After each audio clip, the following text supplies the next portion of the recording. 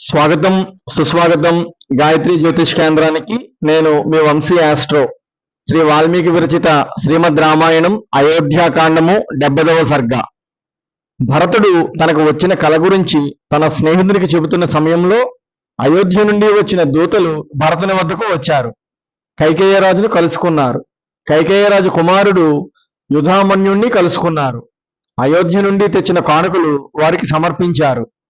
కేకయ్యరాజు అనుమతితో భరతునితో ఇలా అన్నారు: రాజకుమార, తమ కులగురువు వశిష్ఠుడు తక్కిన గురువులు తమరి కుశలములు అడగమని చెప్పారు. వశిష్ఠుల వారికి మీతో అత్యవసరంగా చర్చించవలసిన అవసరము ఉన్నదట. అందుకని తమరిని వెంటనే అయోధ్యకు బయలుదేరి రమ్మని చెప్పారు అని దూతలు వశిష్ఠుడు చెప్పినట్టు చెప్పారు. భరతుడు ఆ దూతలకు కానుకలు ఇచ్చి సత్కరించాడు. దూతలారా, నా తండ్రి దశరథుడు క్షేమంగా ఉన్నాడా? నా అన్న రాముడు లక్ష్మణుడు క్షేమంగా ఉన్నారా? రాముని తల్లి కౌసల్య ఆరోగ్యంగా ఉన్నదా? లక్ష్మణ శత్రుఘ్నుల తల్లి సుమిత్రాదేవి క్షేమంగా ఉన్నదా? స్వాతిశయము కలది, ఎల్లప్పుడూ తన సుఖం మాత్రమే చూచుకునేది, కోప స్వభావము కలది, గర్విష్ఠి అయిన మా తల్లి కైక క్షేమంగా ఉన్నదా? మా అమ్మ నాతో చెప్పమని ఏమైనా సమాచారం పంపినదా అని ఆతృతగా అడిగాడు భరతుడు. ఆ మాటలకు దూతలు ఇలా బదులు చెప్పారు: రాకుమారా, నీవు ఎవరెవరిని అయితే అడిగావో వారందరూ క్షేమంగా ఉన్నారు. నిన్ను లక్ష్మీదేవి వరించింది. తమరు మాత్రం వెంటనే అయోధ్యకు బయలుదేరండి అని అన్నారు.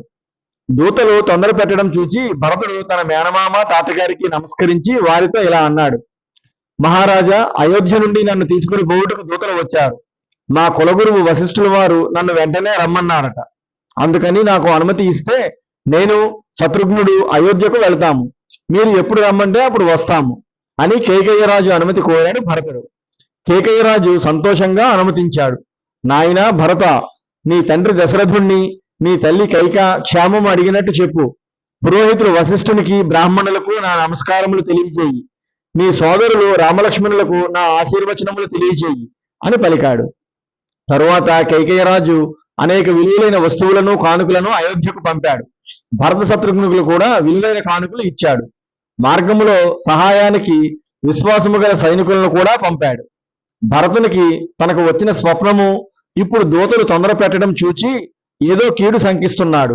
అందుకని తాతగారు మేనమామ ఇచ్చిన కానుకలు అతనికి సంతోషం కలిగించడం లేదు. భరత శత్రుఘ్నులు రథం ఎక్కారు. వారు ఎక్కిన రథము అయోధ్యకు బయలుదేరింది. ఇది వాల్మీకి విరచిత శ్రీమద్ రామాయణం అయోధ్యాకాండము 70వ సర్గ సంపూర్ణము. ఓం తత్సత్, ఓం తత్సత్, ఓం తత్సత్.